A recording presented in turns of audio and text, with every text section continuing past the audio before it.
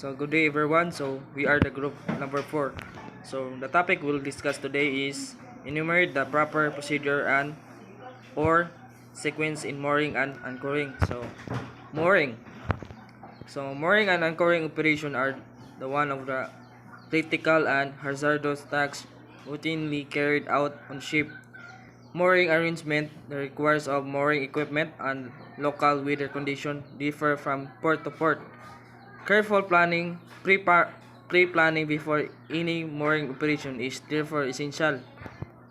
In the past, many fatal injuries and even death of a crew being reported due to unsafe mooring practices on board. When mooring operation gets out of control, it may lead a vessel to collide with other ship or severe contact damage to shore structure and result in a considerable claim to the ship owner. Thus it of a great importance when conducting any mooring operation to make a comprehensive risk assessment and follow specific steps to ensure the safety of all those doing the operation. When the master received the name of port at the sea for the next visit, pre-planning start. Ship navigating officer begin getting information about this port from various publication. A guide to port entry provides valuable information of more than 6,000 ports worldwide, which laid out in logical sequence. Another source of data is sailing direction, often referred to as pilots. It helps navigators on all aspects of local navigation on port. The master needs to make a safety briefing before mooring operation to disseminate all this essential information to the crew. A comprehensive risk assessment made at this stage to ensure safety in all aspects. Thank you. Next. Good day, sir. I'm Decadet Ondoy John Vincent. Continuation. Development and monitoring of moorings. The master should ensure that mooring operation, including interaction with tugs, are carried out carefully, and the following items are appropriately addressed: suitable planning and supervision, proper communication, competency of personnel, sufficient members in the mooring teams, familiarity with any specific shore requirements relating to shore moorings, passing traffic and tidal or weather conditions. Next. All mooring equipment and practices should comply with applicable guidelines. For tankers as per OCIMF and local regulations, any unsafe situation should be identified and evaluated and recorded in the Safety and Health Committee meeting. Corrective actions need to be implemented as necessary. Before conducting any mooring operations, all mooring gears and communication systems should be tried out. When the pilot arrives, mooring plan should be discussed and agreed. Officer in charge of mooring operation must clearly understand the plan and prepare accordingly. For safely moor a ship, the effect of wind, underwater current, effect of tide, under clearance concerning ship draft, and surging effect of passing ship all must be properly taken into account. Next. Before arrival, the berth deck crew should arrange all mooring lines in such manner so that these are readily available to deploy. Definition of common mooring lines explained below. Breastline. Mooring lines leading ashore as a perpendicular to the ship fore and aft line. Breastlines recently restrain the ship in that direction. Note, due to collision with some gantry cranes, breastline are not usually used in container terminals. Headlines. Headlines. Number 2. Mooring lines leading ashore from the fore and end of forecastle of the ship, often at an angle about 45 degrees to the fore and aft line. Spring lines. Mooring lines leading in the nearly fore and aft direction, and purpose of which is to prevent longitudinal movement of the ship while in the berth, which is prevent spring lines restrain the vessel in two directions. Head spring prevent forward motion and back spring aft motion. Stern lines. Mooring lines lead ashore from after end of pop of a ship, often at an angle of about 45 degrees to the fore and aft line. Safety of the crew during morning operation. The company risk assessment procedure shall be utilized to ensure that during all anticipation mooring arrangement and equipment used, the safety of the crew is ensured. As the ship moves near the berth, all mooring equipment need to tested for appropriate working condition. I'm Cadet Cedric Elmer Padigos, and I'm from Group 4, and I'm going to continue our report. Tanker vessels engaging in different mooring patterns should be particularly careful with the mooring arrangement and preparation on board, with particular emphasis on: number 1, use of remote control position for operating winches where applicable. Number 2, clear layout on deck prior operations. 3, the use of proper personal protective equipment. Number 4, identification and monitoring of dangerous zone during mooring operations. Number 5, quick and close communication between stations. Tanker vessels engaging in different mooring patterns arrangement should carry out a formal risk assessment for each type. To assist and minimize the crew associated with the operation, such risk assessments are to be reviewed before similar subsequent operations, and any additional identified risks suitably managed and recorded. So good day everyone, and I'm going to continue our report, and we're in the maintenance of mooring equipment in tankers. So first is brake testing. Mooring equipment on board should be maintained in good work condition so as to secure a safety mooring operation. Planned maintenance schedules include a requirement for annual brake testing of all mooring winches using the test kit provided on board. This includes testing brake, holding power, or rendering and adjustment to ensure rendering of mooring winch brake as optimum stress to reduce the risk of injury from an overstressed mooring.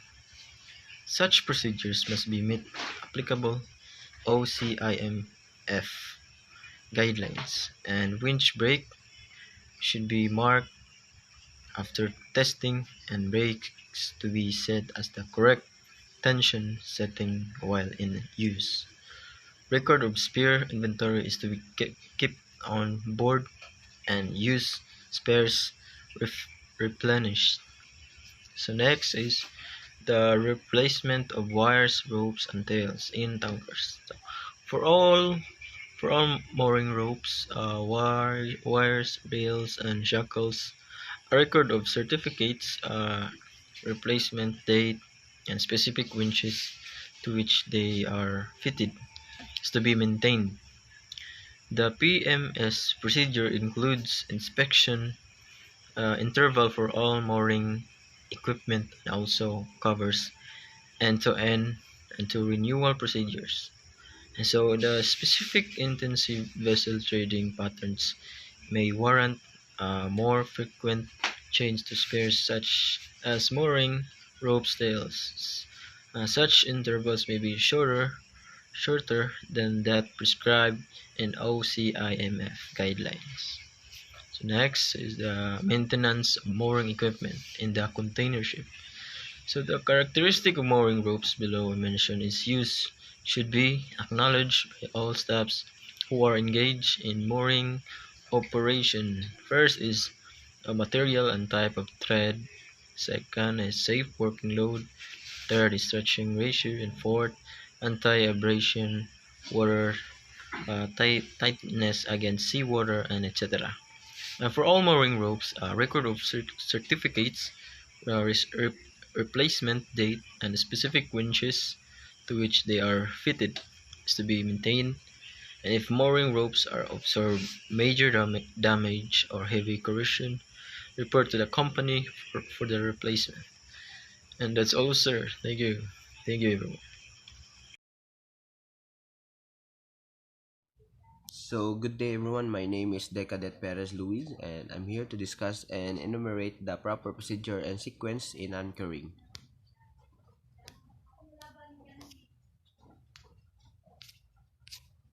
So, what are the proper procedure for anchoring? First, walk at the anchor to half and shackle above the sea bottom. 2. Hold the cable on the brake and take the windlass out of gear. 3. Stop the vessel over ground. 4. Drop the anchor. 5. Control the speed of cable flow by the brake while not allowing pile up. 6. Bring anchor cable direction forward and confirm anchor hold its position. So what should you do when anchoring? Head into the wind and or current, reduce speed and reverse the engine. When the boat starts to make a slight stern way through the water, lower. Do not throw the anchor after you've let about a third of your line out. Tug the anchor line to see how firmly it's set, and it's continue to release the rod.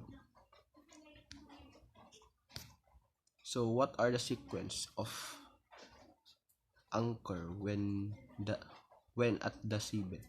What are the sequence? So how an anchor works when the anchor is let go and reaches the sea bottom, it will fall on its side. The vessel then usually gives a kick astern in order to lay out the cable along the bottom. At its pull, the flux of the anchor will dig the anchor into the bottom. If it is soft enough. So that's all for. I'm Cadet Larry Pansorrillo. So, anchoring. Select an area that offers maximum shelter from wind, current, boat traffic, etc. Never anchor in a busy channel or traffic separation zone. A proper method of lowering an anchor is from the bow. Anchoring from the stern could cause the boat to swamp or capsize. Pick a spot with a swinging room in all directions. Should the wind change, your boat will swing bow to the wind or current, whichever is stronger. Determine the depth and bottom conditions and calculate the amount of rod you will put out. If other boats are anchored in the area, you select as the boat adjacent to the spot you select what scope they have out so that you can anchor in such a manner that you will not bump into the neighboring vessel. Anchor with the same method used by nearby boats. If they are anchored bow to stern, you should too. If they are anchored with a single anchor from the bow, do not anchor bow and stern. Never anchor from the stern alone. This could cause the boat to swamp or capsize. Rig the anchor and rod. Check the shackles. Make sure they are secured with wire tied to prevent the screw shaft from opening. Lay out the amount of rod you will need on deck in such a manner that it will follow the anchor into the water smoothly without tangling. Cleat off the anchor line at the point you want it to stop. Don't forget you'll be diving for your anchor. Stop your boat and lower your anchor until it lies to the bottom. It should be done upwind or current from the spot you have selected. Slowly start to motor back, letting out the anchor rod, backing slowly with assure that the chain will not foul the anchor to prevent it from digging into the bottom. When all the anchor line has been laid out, back down on the anchor with engine in idle reverse to help set the anchor. While reversing on a set anchor, keep hand on the anchor line. A dragging anchor will telegraph itself as it bumps along the bottom. An anchor that is set will not shake the line. When the anchor is firmly set, look around for reference points in relation to the boat. You can sight over your compass to get the bearing of two different fixed points. Over the next hour or so, make sure those reference points are in the same place. If not, you're probably dragging anchor. Begin anchor watch. Everyone should check occasionally to make sure you're not drifting. Retrieve the anchor by pulling or powering forward slowly until the anchor rod hangs vertically at the bow. Cleat at the line as the boat moves slowly past the vertical. This will use the weight of the boat free the anchor protect from being dragged over the bow. Once free, raise the anchor to the waterline. Clean if necessary and let the rod dry before stowing away. Remember, boats don't have brakes and an anchor may be your only way to stop the boats from movement. Make sure that the anchor and its lines are stored in a place that is easily accessible. The anchor may be used as a safety device if an emergency occurs. You may drop the anchor quickly to avoid running aground in the event that the engine breaks down. The anchor may also be used to cage off. It is a method of pulling a boat over shallow water when it has run aground. In small boats, the anchor may be thrown in the intended direction of progress and hauled in after it settles, thus pulling the boat in the direction of progress. While a larger boat can use the dinghy to carry the anchor ahead, then drop it and hold the boat. That's all. So good day everyone, I am Cadet Recanya. So I will be discussing about proper procedure and sequence in anchoring. The guidelines and procedure of the correct anchoring are the follows. Movement of the boat is restricted to the hours of 7 a.m. to 4 p.m. Any movement outside of the hours must have prior approval from Whitsunday Escape. All boats are equipped with 5 meters of chain and pull anchor. Do not anchor where the water is depth is well less than 4 meters at low tide or above 15 meters at high tide. The best anchoring depth is 6 to 10 meters in anchorage with no coral and 10 to 15 meters in anchorage with coral. Always anchor in an approved anchorage as prior the 100 Magic Miles cruising guide. How to anchor approach the anchorage slowly, less than 3 knots with a dinghy in davits or tied alongside and ensure that the bitter end of the dinghy prior or rope is not in the water and that the anchor is prepared to be dropped. Have a crew member forward looking for the reef. Coral reef often appears suddenly from deep water, so your depth sounder may be of little use in this situation. The guidelines and procedure for raising the anchor as follows. The guidelines and procedure of raising the anchor as follow. Starts engine and run in neutral approximately 1200 to 1400 rpm for at least 10 minutes before operating the anchor winch to raise the anchor. Make sure there are no ropes or fishing lines overboard and that the dinghy is tied alongside the shore. Thank you. I am Cadet Villamor Ken Joseph. I'm discuss enumerate the proper procedures or sequence in anchoring. So anchoring operations are planning consists of information instructions and actions that contribute to a procedure for maneuvering the vessels to the designated anchor position and successfully anchoring in a safe seaman-like manner, taking the prevailing weather conditions and sea state into consideration. Improper anchoring has a consequence.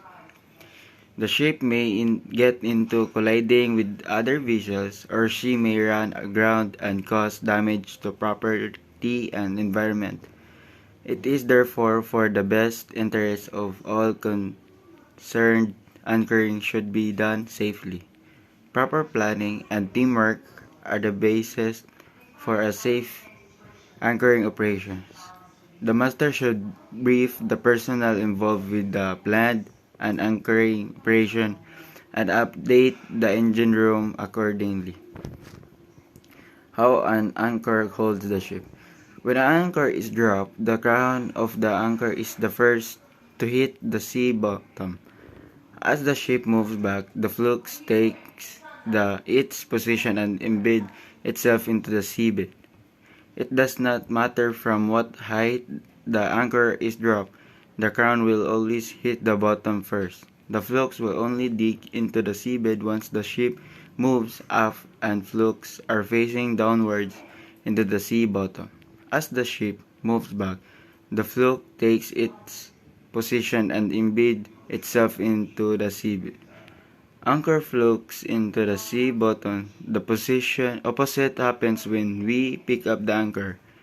When the chain is all picked up, the flukes face upwards and gets uprooted from the bottom. Thank you. Good day everyone, I'm Cadet Kim Ninoy Teves. Discuss and enumerate the proper procedure sequence in anchoring. Here are the few steps you may take to confirm that your anchor has taken. Check any vibration in your chain while you are in reverse by physically feeling the chain. If the chain is vibrating after it is completely stretched out, then your boat is most likely dragging anchor, and you should either re-anchor your boat or let out more scope to enable your anchor to dig in properly. Sometimes the anchor can pick up that piece of coral, rock, or bottom rubble, and regardless of the amount of scope you let out, your anchor will still drag. If your anchor has taken, you will see little eddies coming alongside your boat of the stern toward the bow. This is caused by the prop wash. If your boat is sitting still and you're not moving, but it responds the engine being in reverse. Thank you.